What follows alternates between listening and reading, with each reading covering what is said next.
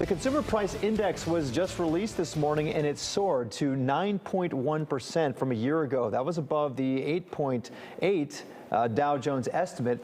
It marks another month for the fastest pace for inflation, going back to December of 1981. We are answering your money questions now with financial expert Terry Savage. Good morning, Terry. Good morning. That was a pretty shocking number. It's a word I don't use often, that 9.1%. As you said, estimates has ranged as high as 8.8%, but clearly this new number gives the Fed room to raise interest rates again, 0.75%, which they'll likely do in 2 weeks. And it's obviously caused a market sell-off. The futures were up about 100 points and literally plummeted within seconds of this announcement. The fear is, of course, that Fed raising rates will slow us into a recession. That'll hurt corporate earnings. And of course, that hurts stock prices. Now, there are those saying, I should point this out, that this number is a little bit old. It's from June. And in the recent weeks, we've seen gasoline prices start to come down. We've seen overall energy prices. We've seen the housing market slow down. But still, rents are going up. That won't slow down. All those leases that came up June 1st got factored into increased rents. Wages going up, but not keeping up with this higher inflation. So the Fed's in a tough spot now. They're going to obviously raise rates again. The market's trying to digest that. All right, let's get to some viewer questions, Terry. This person says, I still haven't received my tax refund. I filed in February and really need this money. What's going on?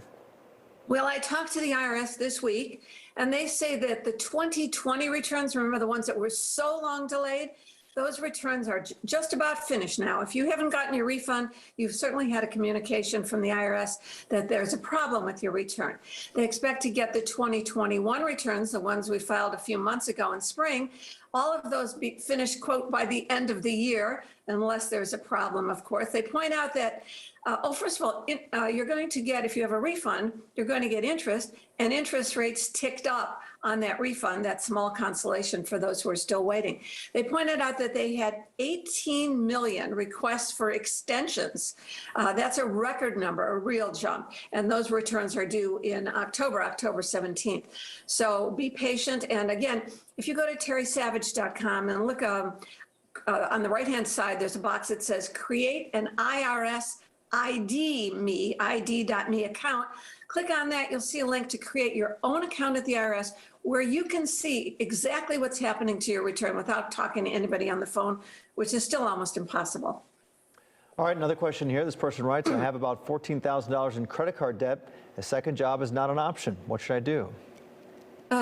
Well, you didn't leave me a lot of options on answering this. I mean, either you have to bring more income in. So what's killing you is not the debt itself, but the interest that's accruing every month and adding to the balance and then interest on top of that. You get that.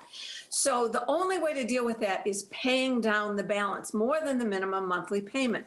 In fact, the secret formula is if you take this month's minimum payment, whatever it is, if it's $90, double that amount, 180, write that number down, pay that same amount every month, and your credit card balance will be wiped out in less than 3 years.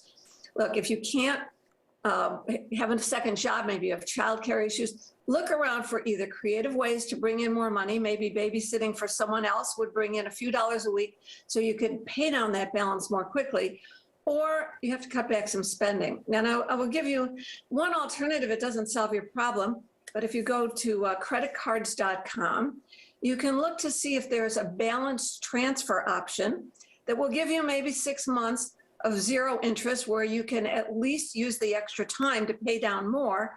But beware, once that zero interest period ends, they know they've got you trapped if you haven't paid it off. So the rate will jump probably even higher than your current card. But creditcards.com would be the place to search for that. All right, this person says, I sent money owed to the state to the IRS by mistake. How can I get my money back? Oh, boy. Well, first of all, if you made the check out to the IRS, the state can't legally cash it, but you are trapped. There's no way to get money back from the IRS except file for it next year when you file your tax return. Say, you took my extra $812 that was supposed to go to the state, and I claim that as a credit on my return next year against any taxes you owe. Gosh, that's a real tough problem. Next year, file electronically. That's the most important thing to say. All right. Well, to ask Terry a question, you can go to terrysavage.com. Thanks, Terry. Thanks, Terry. Thank you.